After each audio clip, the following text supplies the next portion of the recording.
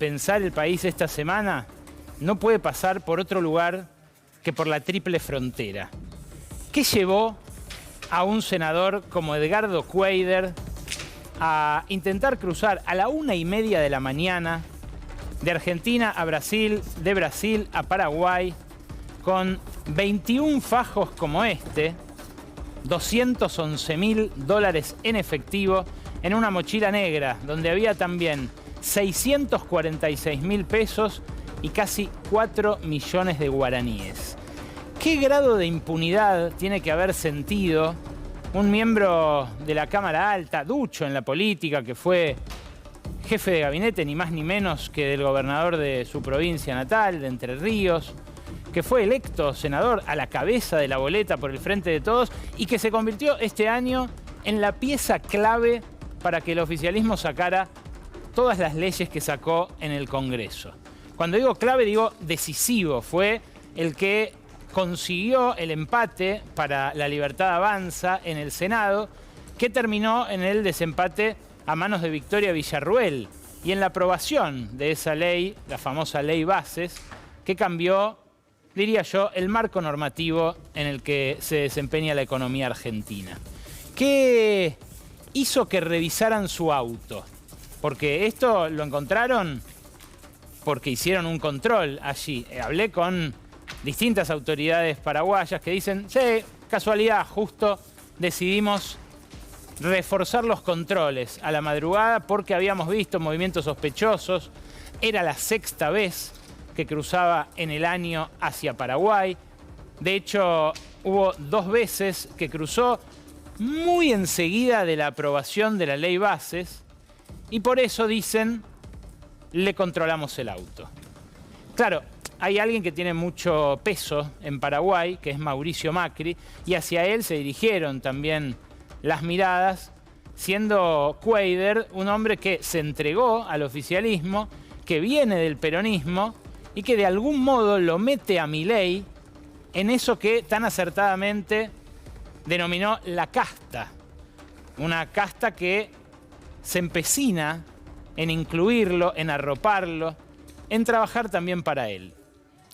Claro, la escena es de película, porque Cuéllar no solamente tenía esos $211.000 en efectivo encima, sino que después consiguió 300.000 más para pagar él y su secretaria la fianza que terminó por permitirle la prisión domiciliaria en Asunción, donde está ahora, en un complejo de lujo con piscina infinita en la terraza, uno de esos lugares que justamente germinaron en la Asunción contemporánea de la mano de dineros por los cuales mucho no se pregunta.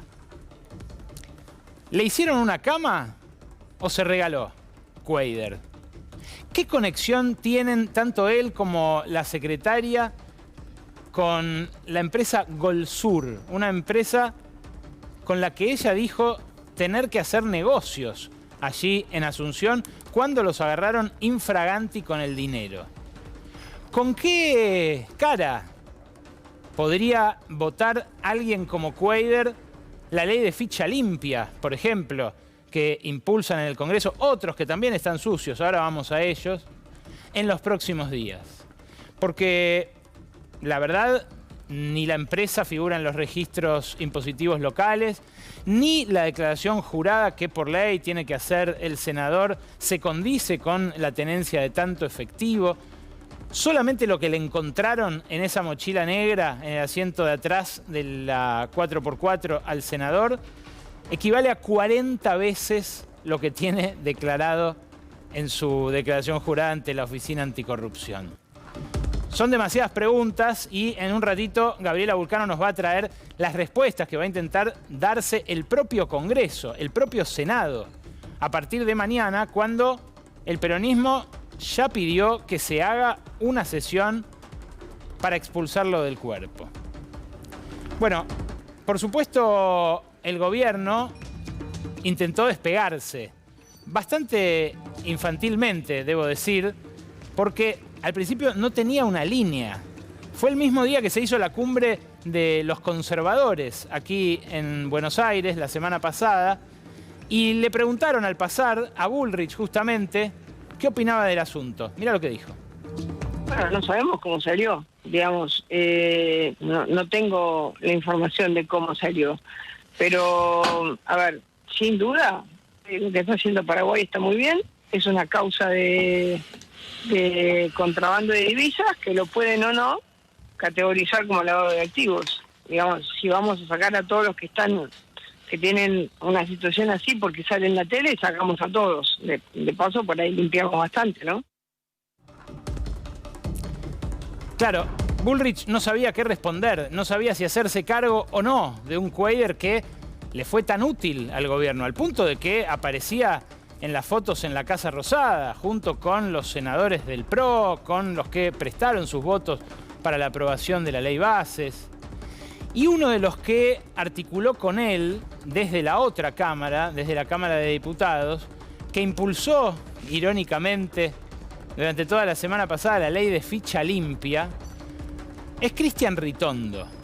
Ritondo apareció este fin de semana en el diario AR porque Emilia Delfino, una de las más importantes periodistas de investigación que tiene este país, destapó un entramado de sociedades offshore, departamentos en Florida, en el estado de la Florida de Estados Unidos, estructuras financieras complejas, mamushkas societarias que conducen a 5 inmuebles por valor de $2.600.000.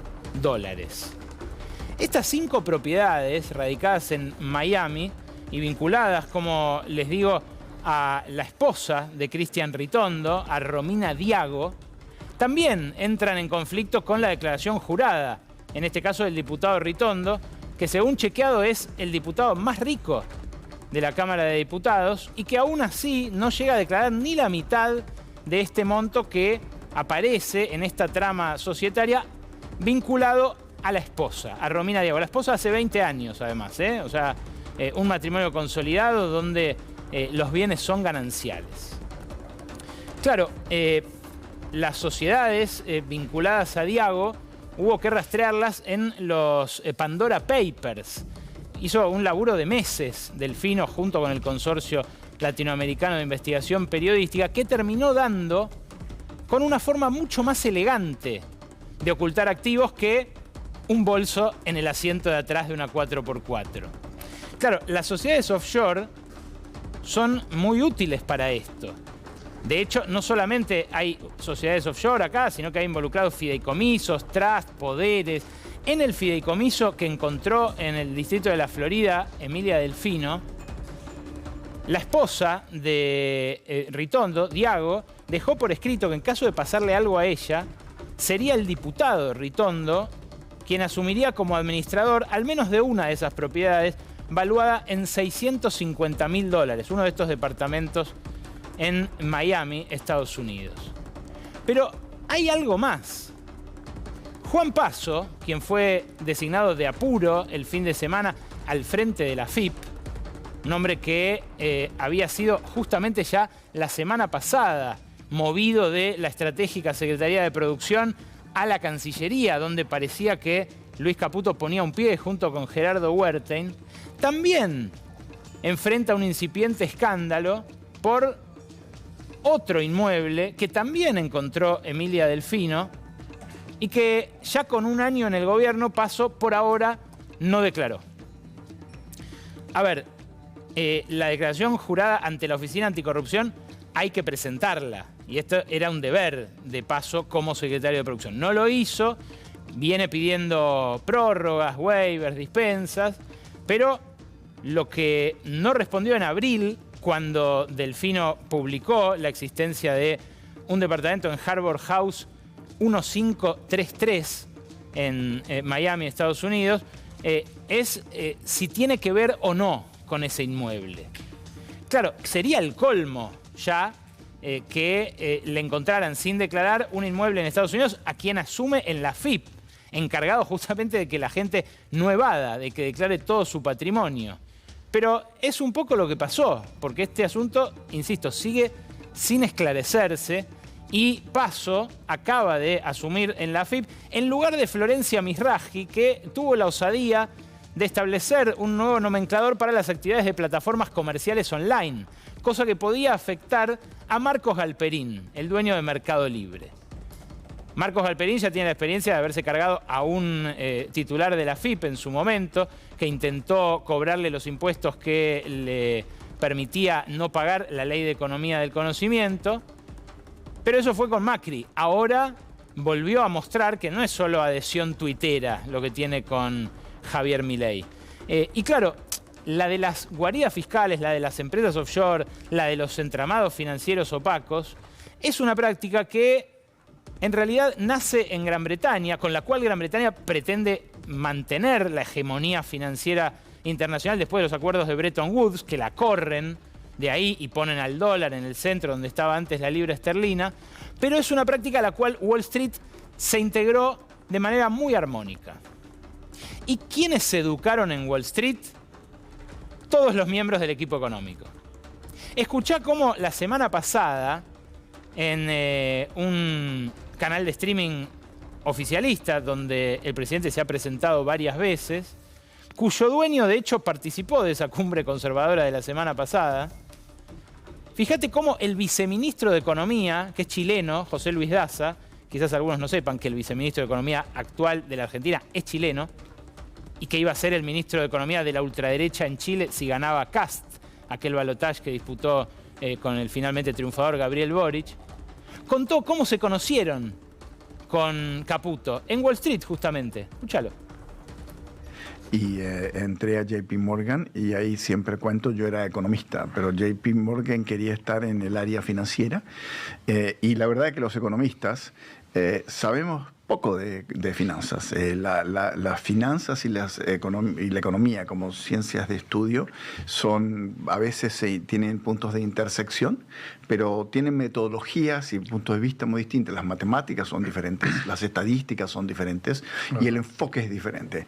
Y ahí hice una cosa, me tiene el training program que era como un MBA. Muy famoso que tenía JP Morgan. Y en ese MBA habían como 300 personas. Te juntaban con otra persona para que fueras el partner a lo largo de todo el training program. Y traían de los mejores profesores del mundo para cada módulo de aprendizaje en este programa. Y mi partner en eso fue un tal Luis Caputo. Mirá vos. Lo conocí, no suena. Eso fue en 1992. Golden Boys, en aquel momento, tanto Daza como Caputo. Lo que dice Daza, que son distintas las lógicas del economista y del financista, es algo que le dicen mucho a Caputo y que al ministro de Economía no le gusta, porque la noción del equilibrio general macroeconómico es algo que, de algún modo, Daza le está diciendo que también se le escapa. El uso de guaridas fiscales, de empresas offshore, de entramados opacos como estos, lo que hace es horadar la capacidad del Estado en todo el planeta. De esto se está empezando a dar cuenta el G7. Fíjense los compromisos, por ejemplo, que están asumiendo los países más ricos del mundo en foros como el G20, para intentar que las grandes gigantes de las plataformas online y de datos paguen impuestos en algún lado. Estos entramados lo que generan es un agujero que después termina alimentando el déficit fiscal de los países. Claro, una cosa es tener déficit fiscal en Estados Unidos, que tiene la maquinita de imprimir dólares, y otro, muy distinto cantar, en Argentina. Pero el origen del problema es similar. Es esta ilusión, que a veces se convierte en evasión, que los blanqueos vienen a condonar como una bula papal cada década o incluso menos en el caso argentino. Pero el curro y la pérdida de soberanía también se cruzan en otro lugar. Fíjate, se cruzan en la industria nuclear. Casi de manera inadvertida, la semana pasada hubo un hackeo a las bases de datos del CAREM, el reactor modular que tiene en desarrollo la Argentina, que lo pone en un cenáculo muy selecto de países que pueden hacer reactores. Claro, Argentina es uno de los 7 países del mundo que domina todo el ciclo completo de la industria nuclear con fines pacíficos, y estar ahí permite dialogar de igual a igual con las grandes potencias, que son las demás, en muchos otros temas, no solamente en temas nucleares. Y esto es algo que ellos preferirían no hacer. Por eso intentan bloquear de distintas maneras el desarrollo de la industria nuclear, que siempre en Argentina fue apalancado por el Estado. ¿Qué pasó la semana pasada? Insisto, de modo que pasó prácticamente inadvertido. Esto. Hubo un hackeo a la CONEA, a la Comisión Nacional de Energía Atómica, que dicen puede haber hecho perder muchos de los secretos del CAREM argentino. Es algo que, bueno, por supuesto debería preocupar a tanto la diplomacia como a los más altos estamentos de la industria local. Los mecánicos que trabajan en Atucha han hecho desarrollo que después se aplican en empresas privadas. Todo el desarrollo de esa ingeniería colabora con la productividad local en miles de distintos aspectos. Los pibes que se forman para laburar ahí son pibes que muchas veces también terminan trabajando en empresas privadas. Derrama un montón, como dicen economistas como Daza. Ahora, esto que pasó, este episodio de hackeo, viene en el marco de un desfinanciamiento total del rubro nuclear. Habíamos visto en septiembre cómo cortaban las rutas en Zárate por los 230 despidos que hubo en las constructoras, en las contratistas que tienen a su cargo la obra civil de donde se iban a fabricar estos reactores modulares. No es el único curro atómico por estos días, el desguace premeditado del CAREM, porque EconoJournal, el portal especializado en energía que dirige Nico Gandini, publicó este fin de semana que a un ejecutivo de una de las empresas clave del complejo nuclear, al vicepresidente de Dioxitex, de apellido Kirchuk, le permitieron facturar desde que asumió, en paralelo a cobrar su sueldo, 3 veces su sueldo por servicios profesionales que prestaba, vaya a saber en condición de qué. La factura la publicaron los colegas de EconoJournal. Es una factura que todos los meses presentó por 3,5 millones de pesos, insisto, al margen del sueldo que ya cobraba en Dioxitex, que es la empresa encargada de proveer el combustible para los reactores, por ejemplo, para Atucha. Para Embalse también, para Atucha 2 también. De hecho, está paralizada parte de esta producción y corre riesgo la generación de energía atómica en un contexto en el que no sabemos si va a haber cortes de electricidad durante el verano. Pero hay más de esto. El exsecretario de Cultura y Civilización, sí, hay un cargo en Cancillería que es de secretario de Cultura y de Culto y Civilización, que se llama Francisco Sánchez, neuquino, también mega archiconservador, dejó ese cargo, que ahora está ocupado por otro alfil de la batalla cultural, llamado Nahuel Sotelo, y dejó ese cargo para hacer campaña en Neuquén. Pero ¿desde dónde hace campaña en Neuquén? Es asesor en ENSI, la empresa que debería operar la planta de agua pesada para proveer también a los reactores nucleares, pero que está paralizada. La empresa pertenece a la provincia de Neuquén y a la CONEA, pero como les digo, no está en proceso de empezar a proveer esa agua pesada que necesita cada uno de esos reactores nucleares. Todo esto ocurre, tanto lo del tipo que factura los 3,5 millones, como el del exfuncionario de Cancillería que se va a hacer campaña y cobra de una empresa nuclear que no hace nada, como el robo de los secretos y el hackeo. Todo esto ocurre bajo el mando de un hombre que se llama Alberto Lamagna.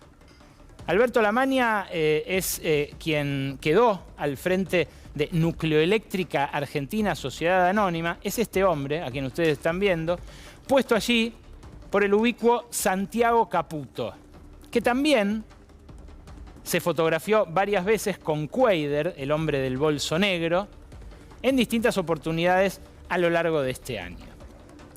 Claro, este año que está cerrando, el primer año de Javier Milei, que se cumple mañana, llama a balances, obviamente.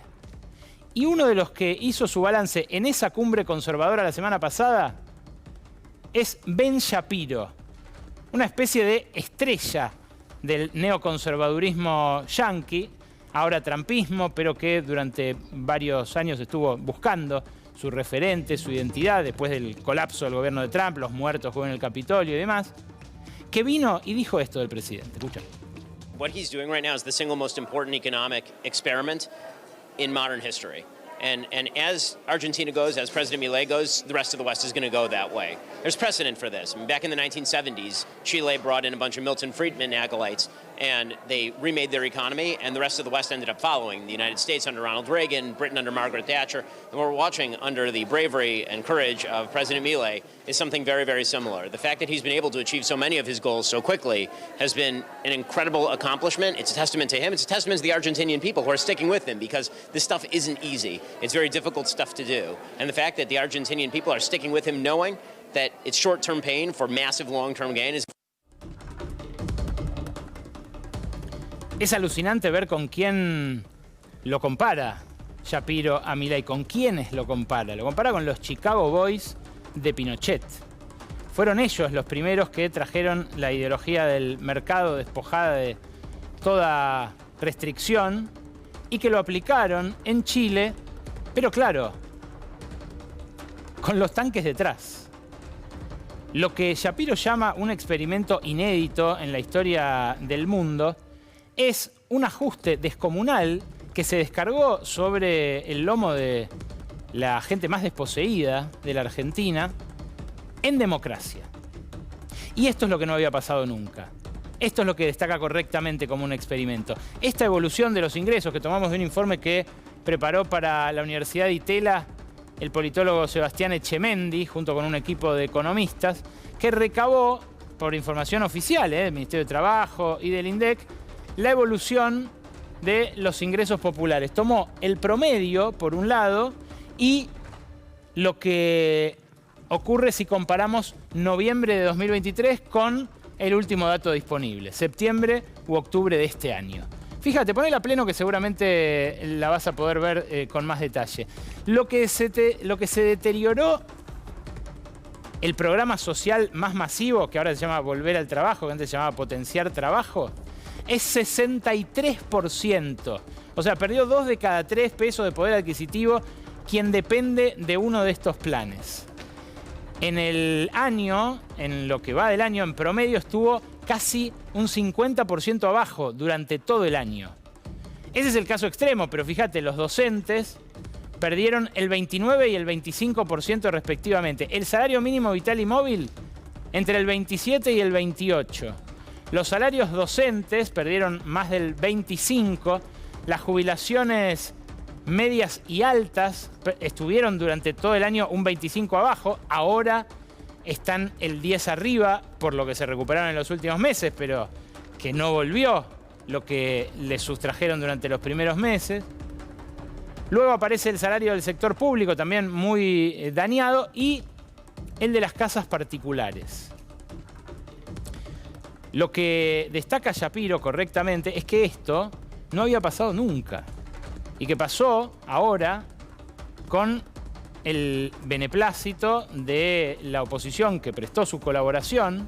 Veremos si por dinero o por convicciones. Los casos de Ritondo y de Cuadra meten ruido en esta pregunta. Y que también dejaron pasar, de algún modo, los gremios que, bueno, hoy volvieron a insistir en cabeza de su nuevo secretario general, el de la CGT, en que no hay clima social para paros. Claro, esto puede verse en todos los ganadores y perdedores de la economía. Si ustedes miran, por ejemplo, los ingresos de otros sectores, acá tienen los asalariados no registrados, perdieron entre el 13 y el 19, los beneficiarios de la tarjeta alimentar, la jubilación mínima, que como se congeló el bono en marzo, viene perdiendo un 16% en el año, Lo que perdieron también los asalariados registrados, aún con las paritarias, vienen perdiendo un 8% promedio en lo que va del año, con la única excepción de la asignación universal por hijo. Claro, con algo de prejuicio clasista, en el gobierno, siguiendo el recetario del Fondo Monetario Internacional, dijeron vamos a reforzar la asignación por hijo, como si eso pusiera a salvo a los indigentes, que se duplicaron en la gestión de Javier Milei según el INDEC. ¿Por qué se duplicó igual la indigencia si el más masivo de los programas de asistencia social se actualizó e incluso mejoró contra la inflación? Bueno, por algo que sabe cualquier beneficiario de la asignación por hijo. Ese no es su único ingreso. Su ingreso es fundamentalmente el de las changas que se están cayendo, los laburos informales que están perdiendo poder adquisitivo, o todas esas horas que se dejaron de trabajar en negro en la industria, en el comercio, en los sectores que más empleo generan en la Argentina. Claro, estos son los perdedores, claramente. ¿Quiénes son los ganadores? Los identificó el CIFRA, el Centro de Estudios de Formación de la CTA, que pasó revista, a modo de balance también, de los balances, valga la redundancia, de algunas de las empresas líderes y su utilidad neta sobre ventas. Fíjate lo que pasó con Tecpetrol, por ejemplo, con una utilidad neta sobre ventas del 30%, con Morixe, con Pampa Energía, con Molinos, con Mirgor, con Mastellone. Mastellone es un caso muy particular porque aumenta su rentabilidad, su utilidad neta sobre ventas en un contexto de retracción récord del consumo de leche. Arcor, que está ahí entre las que más utilidad neta sobre ventas tuvo, 27% según su último balance, es la que más aumentó y la que primero aumentó en general cada vez que hubo que trasladar el precio del dólar a las góndolas durante este año. Son ganadores que cuidan su margen de ganancia en dólares y su masa de ganancia en dólares, aun cuando el volumen de ventas caiga abruptamente a caballo de la recesión. De esto vamos a hablar con los jóvenes empresarios del podcast La Fábrica en un ratito nada más. Más ganadores y perdedores. Bueno, alcanza con, a nivel sectorial, hacer lo que hicieron Martín Shor y Lucía Ortega. Esto es súper interesante. Ya en el INDEC se empieza a atisbar cómo hay sectores que pierden participación en la economía y otros que ganan. Comparó este par de economistas lo que representaba cada uno de estos sectores en 2019, en 2023 y en 2024. Y fíjate, la intermediación financiera, que era un 1,9% del valor agregado de la economía el año pasado, más que duplicó, casi triplicó esa participación entre el año pasado y este. Fíjate lo que pasa con el agro. Claro, el agro se vio muy hundido el año pasado por la sequía, pero fíjate cómo incrementa del 6,8 al 9,3. Cómo incrementa también el sector de los servicios públicos, que no llega a lo que generaba en el momento de Mauricio Macri, electricidad, gas y agua, pero que aumenta fuerte frente al año pasado. También aumentan las minas y canteras, también aumenta la pesca, también aumentan las prepagas, que son las que incluye ese sector servicios sociales y salud. Son los ganadores a nivel sectorial de este modelo. ¿Y los perdedores? Sí, adivinaste. La industria, la construcción, el comercio, los sectores que más empleo generan en la Argentina. Ahí están, por ejemplo, la enseñanza, que decae fuertemente, la construcción del 4,6 al 3,5, la industria, que retrocede del 19,4 al 18,2. Esto incluye las manufacturas agropecuarias, ¿no? La molienda de granos, que es el grueso de las exportaciones, y el comercio, que también cae del 20 al 18,6. Hay un par de datitos en la información oficial sobre la industria manufacturera que permiten entrever lo que puede pasar con la recesión el año que viene. ¿Qué ajusta un industrial al principio? Las horas extra. ¿Qué ajusta después? Bueno, los que tiene en alguna contratación más laxa, más irregular, quizás en negro. ¿Qué termina ajustando al final? Bueno, a su plantilla, a la que tiene que indemnizar. Fíjate que si bien la industria actualmente está 6,2% abajo en producción del año pasado, las caídas subsectoriales son monstruosas y las horas, no es esto todavía, espérame, las horas contratadas en compañías tercerizadas, las empresas de trabajo temporario, caen 40% frente a un año atrás. 40% las horas que contratan las empresas, las fábricas, a empresas de trabajo temporario. Lo dice el INDEC en el informe del estimador mensual industrial. Es un indicador adelantado de la recesión. Y otro indicador adelantado de la recesión, porque todavía no se ve en el desempleo esto, evidentemente no, hay gente que por ahí tiene menos horas, pero tiene algún empleo todavía. Otro indicador adelantado de la recesión es, ahora sí, el de la inversión. Fíjate, lo que refleja la línea blanca es la inversión de portafolio. La compra de partes de empresas, de participaciones o incluso de paquetes controlantes. Lo otro es inversión directa, es instalación de nueva capacidad productiva. Bueno, la inversión directa está planchadísima. Planchada no de ahora, planchada el año pasado, el anterior. Lo que se disparó en el macrismo, que ahí lo ves, pero que después se retrajo y generó toda la salida que se llevó puesto al peso en 2018, es la inversión de portafolio. Pero ahora ni siquiera eso está ocurriendo. ¿Cómo es que Milei mantiene estabilizado el dólar?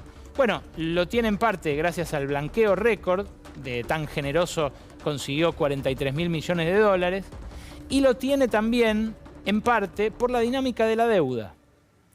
Una deuda que se está incrementando constantemente, sobre todo por instrumentos en pesos, y que fue de entrada objeto de una de las principales medidas del gobierno, que fue la no renegociación de los vencimientos de los instrumentos que también Sergio Massa el año pasado le había dado al sector financiero para intentar contener una corrida que se le escapaba de las manos. ¿Cómo evolucionó la deuda en pesos en manos de la Administración Pública Nacional? Es pasmoso. Míralo. Aumentó de 103.000 millones de dólares, esto está denominado en dólares, aunque sea deuda en pesos, a 205.000 millones de dólares. Ahí abajo tenés los dos principales instrumentos con los cuales se está endeudando Caputo, el Bonser y la LECAP. Esta bicicleta que atrae a carry traders de Wall Street es una bicicleta muy rentable en la medida que se mantiene el tipo de cambio con un aumento prefijado, al estilo tablita de Martínez de Oz, el famoso crawling peg del 2%, pero que empiezan a advertir muchos economistas, incluso los muy críticos de la gestión anterior, que puede volar por el aire justamente por esa ancla cambiaria. Se pregunta LSG, la consultora de Martín Lustó, la que fundó Martín Lustó en su momento, en un artículo que publicó en El Economista, ¿qué lección aprendió Milei, qué lección aprendió Caputo del año 2017? Porque en todo proceso de atraso cambiario, dice LSG, siempre aparece el "esta vez es diferente". ¿Qué es lo que esta vez les dice que esta vez es diferente? Los dólares que vienen de vaca muerta, los dólares que vienen de la minería.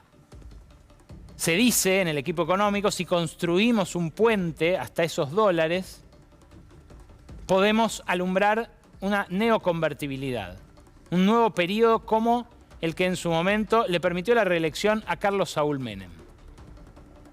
Bueno, lo que insiste en advertir este mismo artículo es que hace falta ver todavía qué va a pasar cuando los niveles de importación actualmente deprimidos por la recesión, deprimidos por los bajos salarios, el bajísimo poder adquisitivo de los ingresos que habíamos visto en la placa anterior, se normalicen.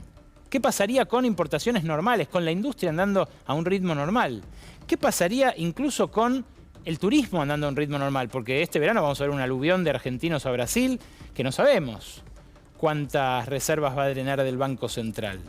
Bueno, el gobierno se sigue sintiendo seguro a caballo de esa bicicleta financiera y por eso sigue abaratando, la importación, la contratación de seguros, de fletes, la compra por plataformas de envío a domicilio de productos, en fin, distintas formas de dilapidar divisas que no tiene el Banco Central porque está con reservas negativas por casi 7.000 millones de dólares.